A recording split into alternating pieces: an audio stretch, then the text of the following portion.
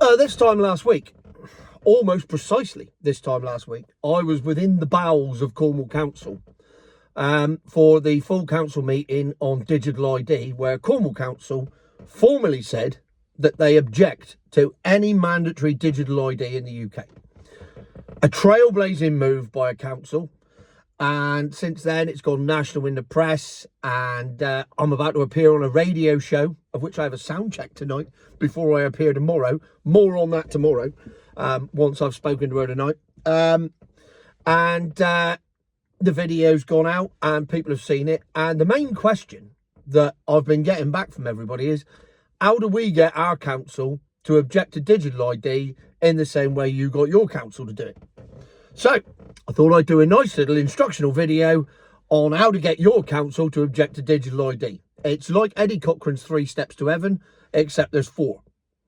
So the first thing you need to do is get hold of your local councillor, not your parish councillor, not your town councillor. It's got to be your county councillor.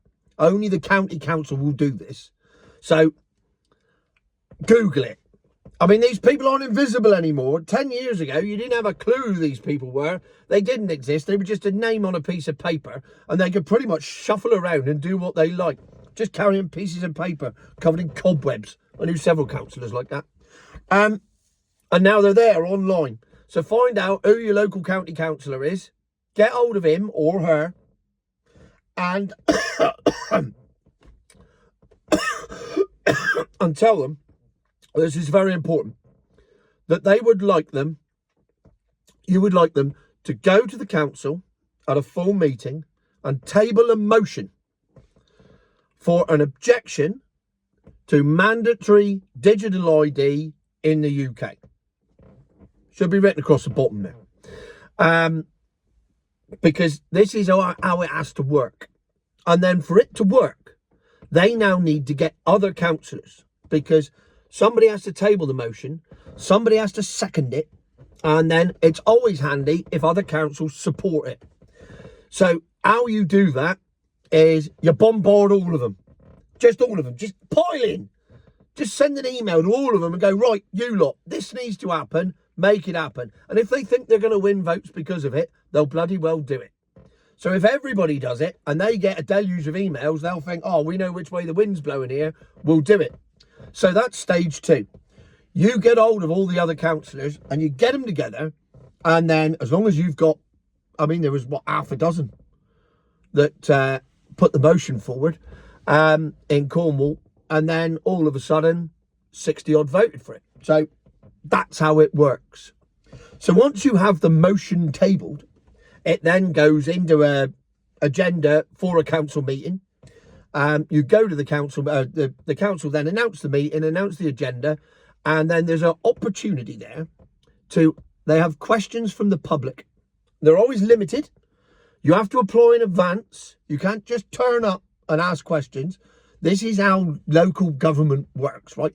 It's boring, it's long-winded, it's paperwork heavy, but nevertheless, that's what we've got to deal with. So you just need to work the system. So you find out when that meeting is, and then you email whoever it is in your council and say, I would like to ask a question. Ideally, you'll speak to your councillor first and find out what sort of question he wants asked, so it ties in with what he's going to say about the bill.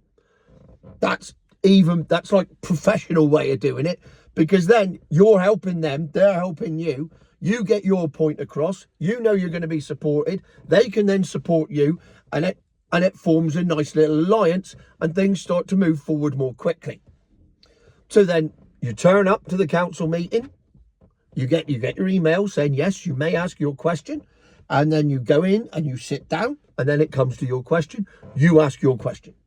And then the councillors have the opportunity to answer that question. Whoever the portfolio holder is for whatever that is will answer that question.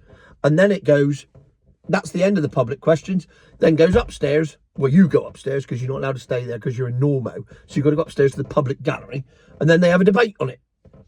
And then all the other councillors get to chip in, and you find out who's on your side and who isn't. And then they vote on it. And then hopefully they vote the right way. Your council objects to the digital ID being a mandatory thing in the UK. And then they send a letter off to the Prime Minister telling him exactly how your area feels. Now, if every area in England did that, he'll still ignore it. But the evidence is there. And as long as we do that, at least we're doing something. That's the thing.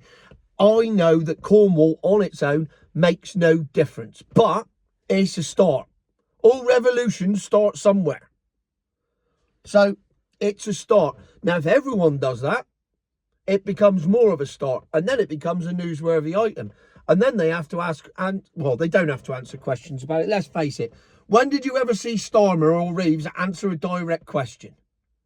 They don't do that anymore. Politicians simply do not answer questions. And journalists will sit in front of them and go, you're not answering the question. You're not answering the question. And they'll repeat, well, what I'm very clear about is, couldn't give a fuck what you're very clear about. What we want to know is the answer to that question. It was a very simple yes or no question. Did you lie about the budget?